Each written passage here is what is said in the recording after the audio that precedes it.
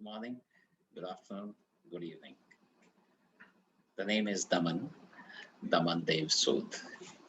I'm going to be presenting my thoughts during this BCI World Horizons 2021. Let's start with sharing my slides.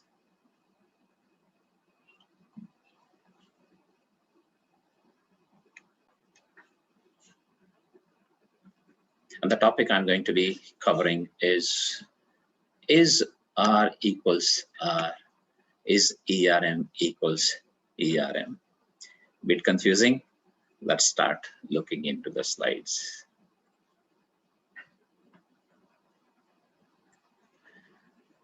Little about myself, which is a lot, so I'll not spend much time on this.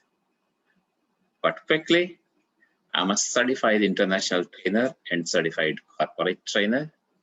Have got over 7,500 hours of teaching training experience. Have gone across companies and countries. I'm a trainer, consultant, auditor, assessor, executioner, practitioner, author. I have won multiple awards nationally and globally. I'm an IEEE ambassador. Have spent over 35 years in industry and over 16 years in resilience domains. I'm a fellow of BCI and fellow of BCS. This is well established fact that risk management is old and established. What is surprising is some large organizations in the world, even today, do not have a risk management function or department. Now, what I'm going to be talking today is not written in any book, is not from any book. I have not picked it up from any article or a report or study, but this is based on all my own experiences of having gone through companies and countries, having gone across companies and countries in different roles that I just said. Second observation is that the company would have a risk register in some form, but not necessarily they have a structured approach to risk management. Or a risk management is audit driven because an audit has to happen, is about to happen, or there is a finding from the old previous audit. That's why we should create a risk register. It will show you risk register, but as an auditor, I would like to see the methodology also. How have you done this? How do you do this? And then the finding is that this methodology or the process is missing. Another case that people are able to show me the risk register as well as the process or methodology. They are able to explain it very well. But when I go deep, then I see these two do not match. The process and the output of the process, the risk registers, do not match. So these are surprising facts. And if there are such organizations, then can we call these resilient organizations? That is a food for thought. My suggestion is, my recommendation is, my belief is that we need to move from risk to resilience. And it's a journey of transformation, which means it's time consuming, which means it's not going to be easy either. And on this way, on this journey, you will meet, on the way, you will meet BCM, crisis, ITDR, cybersecurity, etc. These are enablers to organizational resilience. Quickly, for some who do not know, may not be aware, there is a standard about organizational resilience. That standard is called ISO 22316. Version is 2017. The name is Security and Resilience, Organizational Resilience, Principles and Attributes. And if you look at the definition from this standard, Organizational resilience has been defined as the ability of an organization to absorb and adapt in a changing environment. There is a saying that the only constant in the world is change. So in a changing environment, to enable it to deliver its objectives and to survive and prosper. This last word itself is a big one. This is where, with due respect to BCM professionals, including me, I also have been a BCM professional for 15 years. It's only about 9 months, last 9 months, that I have gone deep into organizational resilience. And I teach, consult, practice organizational resilience today. This is how organizational resilience is a little different, or a lot different, I'll say that later, from BCM. It's different from BCM. And I'm repeating with due respect to BCM domain, discipline, system, management system, as well as the professionals. It was a little reactive. I was doing the basic minimum. Pre-identified processes to pre-agreed levels in pre-agreed time frames. That's what BCM would do. But the expectation in organizational resilience is to do a little more than what we were doing, if possible, to do a little more than what we were doing before the disaster or the crisis. It says to survive and prosper. So this is how organizational resilience becomes a little more than BCM. And then with this diagram, this slide, I would like to say it's a lot more than BCM. In the past, most of us, including me also, would think of BCM, crisis, ITDR, information security. 5, 6, 8 domains put together would make organizational resilience. Today, I say there are about 20 boxes. There are about 20 boxes in front of us, as we see, all put together make organizational resilience. And some of these we would find are quite obvious, like business continuity, crisis management, cyber security, health and safety. Also, maybe in the past we would have thought of risk management, that we see at the bottom, quite obvious boxes. But some of these are not so quite obvious. Asset management to start with. Environmental management. Governance, well, each management system would talk of governance also, but there's a lot more focus on governance in organizational resilience. Human resources management, as we see here, again, all management systems would have touched upon. I keep saying it's all about people. No company, no organization, no management system can be built without people. But still, there's a lot more focus on people side during organizational resilience. And quality management may not be so obvious.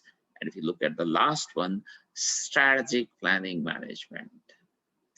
I go up to an extent of saying, an example, when we go to the garage for the maintenance of servicing of a four-wheeler, one of the activities done there is wheel balancing, and another activity done there is wheel alignment.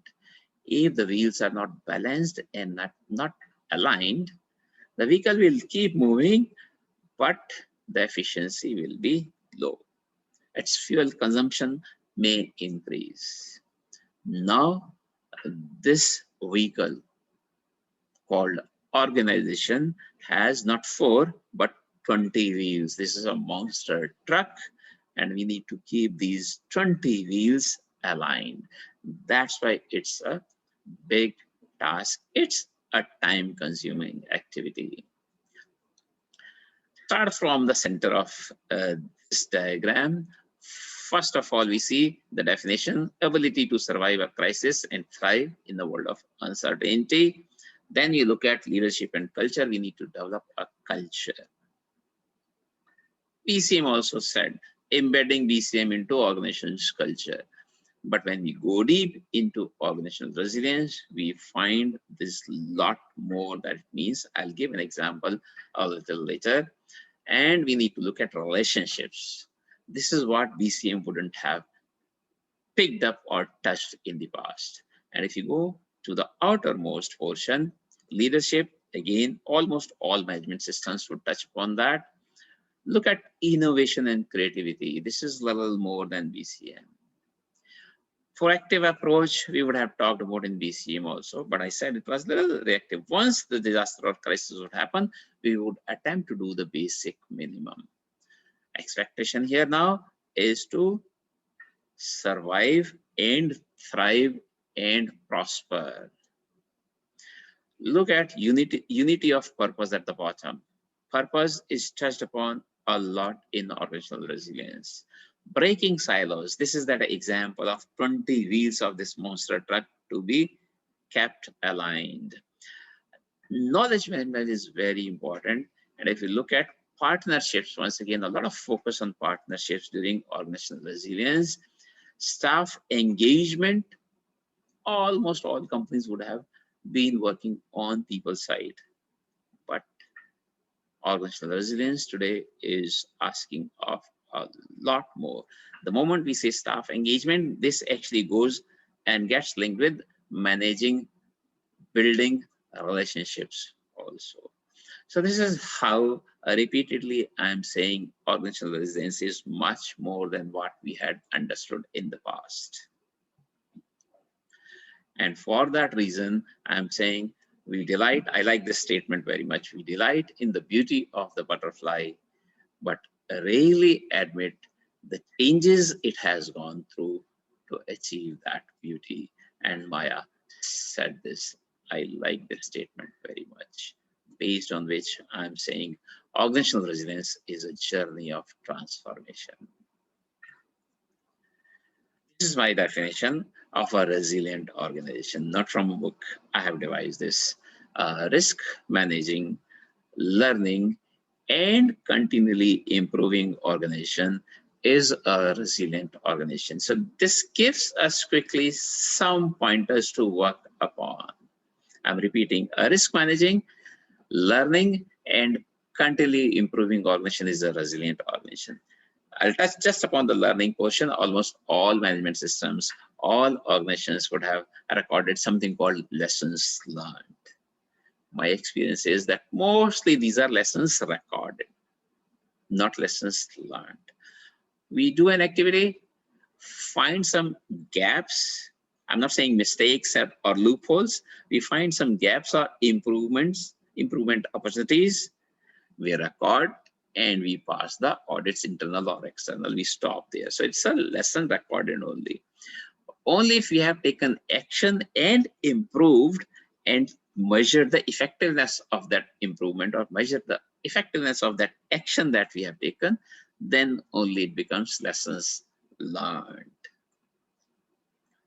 I'm saying the need is to move from ERM in the past, enterprise risk management, to enterprise resilience management.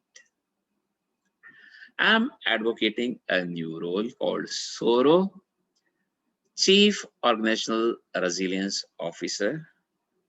I see this role quite close to CEO, maybe next to CEO.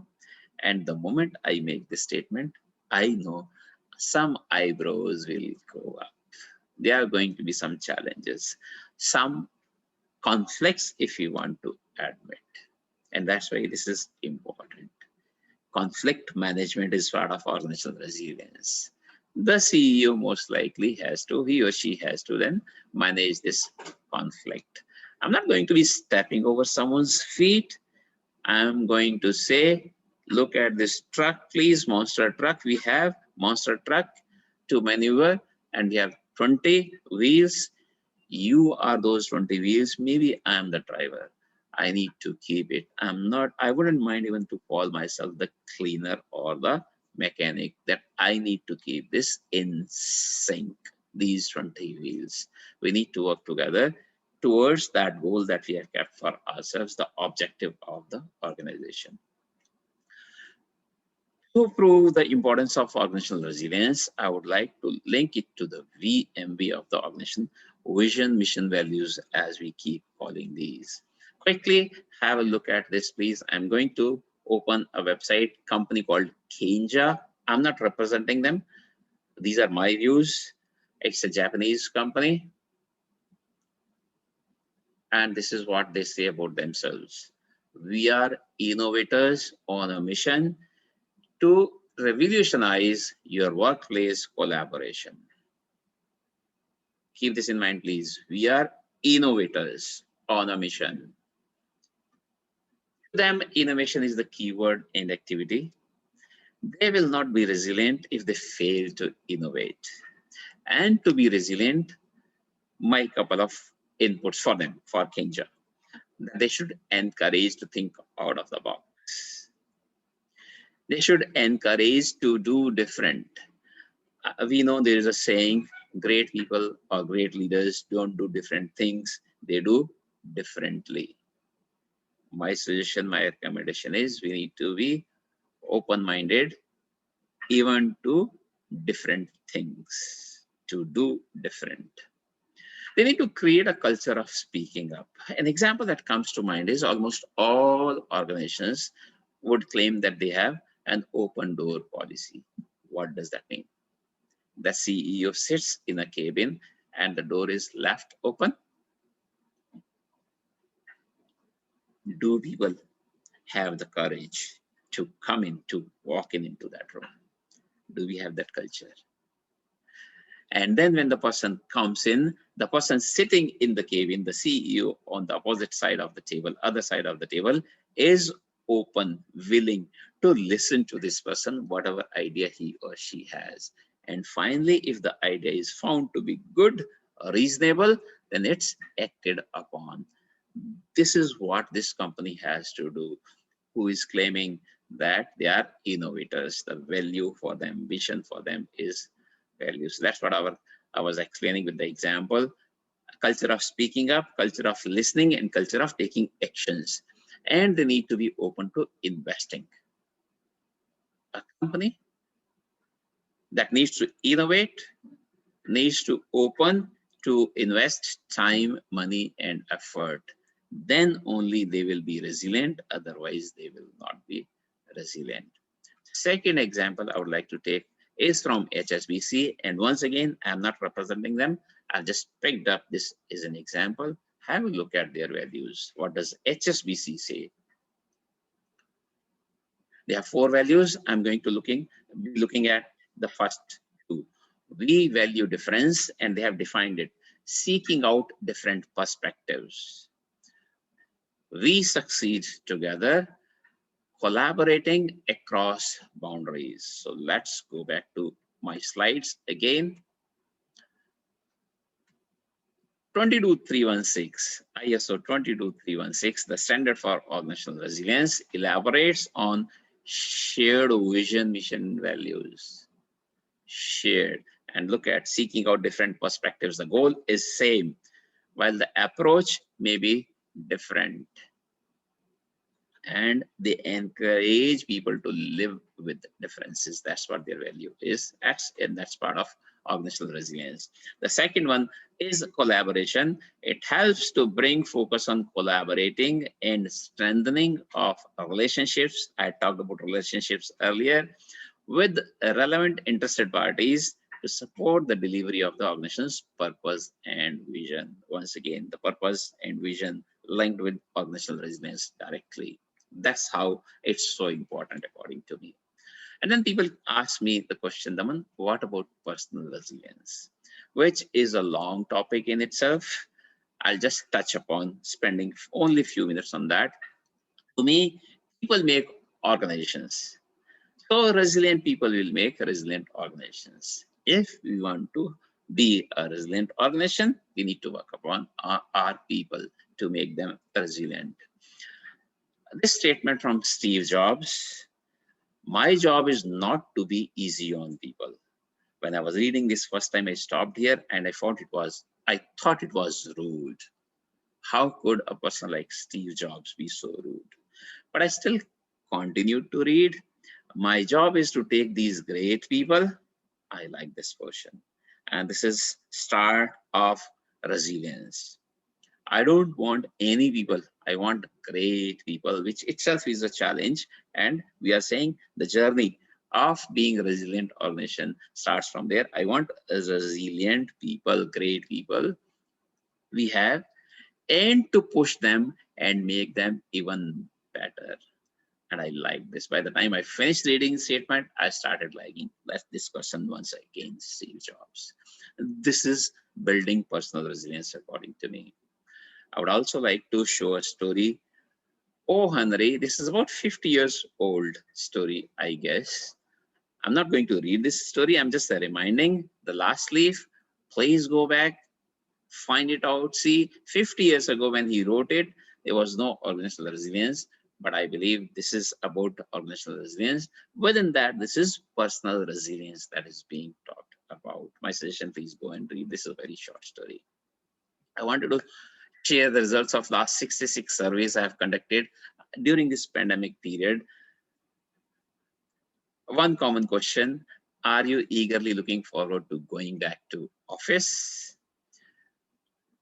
On average, 50% people have said yes, looking forward, eagerly looking forward to going back to office. Sometimes it touched 80, 88, and 100% also. Who participated in about 11 months? People from across companies and countries, all genders, different industry sectors, including students, also have participated in these surveys. And when the response is they are looking forward to going back to office, I believe there is some pain at home. Touching upon resilience, organizational resilience, personal resilience portion here. So I also asked what were the pain areas. Physical infrastructure easily understood, IT infrastructure easily understood. Look at this one, very high percentage coming at the top. In the past, many organizations would have said work from home in the name of work-life balance. Even before COVID-19 pandemic, some companies had work from home in the name of work-life balance. Here people are saying work-life imbalance. Some people miss the breakouts. Some people were getting bored at home. Information security would be a challenge. Look at this one once again, very high percentage. If you allow me to work from home, office is coming into my home. It is intrusion into my privacy. Family disruptions were another pain area. People didn't find online meetings to be effective. And last once again, very high percentage, stress and fatigue. We need to admit these, then only we will be able to work upon these, we will be able to find some solutions. Otherwise, these will continue to be big challenges. We will not be building resilient people, and we will not be able to build resilient organizations then. Few other considerations during my discussions have come out that female employees are looking forward to going back to office more than males. More people are seeking counseling. That's linked with the last bullet on the previous slide, stress and fatigue. We know some reports, confirmed reports from some countries.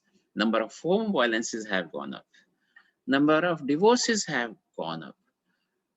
One business that has been thriving is the business of counselors, the business of counseling, which means there is some pain at home repeatedly. Some companies have claimed, even some big names, that productivity has gone up while people are working from home. I have different views. My output has increased. Most likely, my output has increased because I'm not working 8 hours anymore. I'm working 9, 10, 12, 14 hours. We need to keep this in mind. I believe Satya Nadella doesn't need any introduction. He has been leading one of the biggest corporates in the world. So we should consider his words, his thought carefully. We should give some weight to that. He said virtual meetings cannot meet the physical meeting. I say physical and information security office, the arrangements that we have in office, we cannot have at home. I also say both the customers and the vendors have done some compromises. unsaid compromises while working from home has been allowed. No one is willing to put this on paper. No one is willing to admit this. But that doesn't resolve the challenge. The challenge doesn't disappear. There are challenges, most likely physical and information security, infrastructure, along with long list. Those are the challenges. So my recommendation is to move to resilience or organizational resilience in an informed and structured way, taking it to be a transformational journey. It will be a big change program in any organization. And people would say, Daman, but what about? We have some traces of those 20 boxes, right? Even if in silos, even if not aligned, synchronized, right? How do we check the effectiveness? So I have developed a simple tool and I would like to give you a quick demo of that.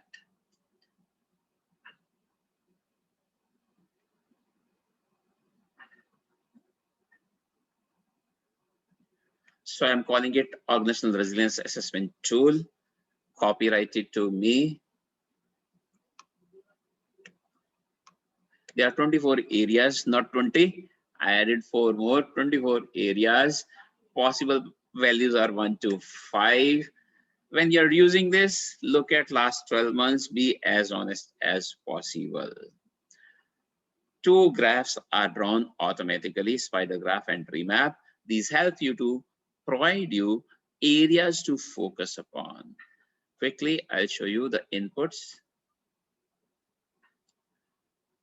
I've designed this to be around intent, implementation, and effectiveness. For each of those 24 areas, quickly we'll look at the BCM portion, which most of us understand easily. So on intent, you give yourself 1 if you find BCM program is not initiated yet. Score 2 if ad hoc management of business continuity. 3 BC policies available, but too old or not approved. 4 BCM framework exists, and you give yourself 5 out of 5 for intent portion if your BCM framework is audited on a regular basis. Similarly, you go to implementation portion, give yourself 1 if a resource has been allocated to BCM program, 2 if a competent resource. So you see the difference between a resource and a competent resource. Going to 3, 4, 5, you give yourself 5 on implementation also if you find BCM program plan document is available, which means long-term commitment is visible. With one rule that if you score 4 on intent, you cannot score 5 on implementation or effectiveness. Keep this in mind. So those guidelines have been mentioned. And quickly we'll have a look at effectiveness portion for BCM. You give yourself 1 on effectiveness if BCM effective is not measured. I'm giving 1 because I've not picked up 0. Otherwise, if it doesn't exist, it's actually 0 for you. Going 2, 3, 4, 5, you give yourself 5 out of 5 on effectiveness if your BCM has been third party certified. We look, I've given you 4, given myself 4 because implementation was 4, so effectiveness cannot be more than 4. Right? Calculate some values, and then you go into the next one. Spider graph is drawn automatically. Explaining this will take a little time, so I'm going to tree map portion, again drawn automatically. Maximum score is 15. If your score is greater than 9, you are green on that domain. If your score is between 6 and 9, then you are amber, which means investment opportunity. Green means you are doing well, continue. You cannot stop, continue doing the same. Amber means investment or improvement opportunity exists. Red, which is score 1 to 5, immediate attention is required. And we can look at, for this company, we see only BCM came out to be green with a score of 13, and there are few reds and there are few ambers also. This is how this tool helps you to check the effectiveness of your organizational resilience program, as well as helps you to identify the action areas, which domains are strong, you need to continue the same way, which domains are okay, some improvement is required, and some domains need, if there are any reds, they need immediate attention on that. With this, I would like to give my final remarks that old R has to become new R. The old was risk, new is resilience, and old ERM has to become new ERM, which used to be enterprise risk management. That has to become new ERM, enterprise resilience management. This is where I would like to stop, and I'm sure we have time for some questions.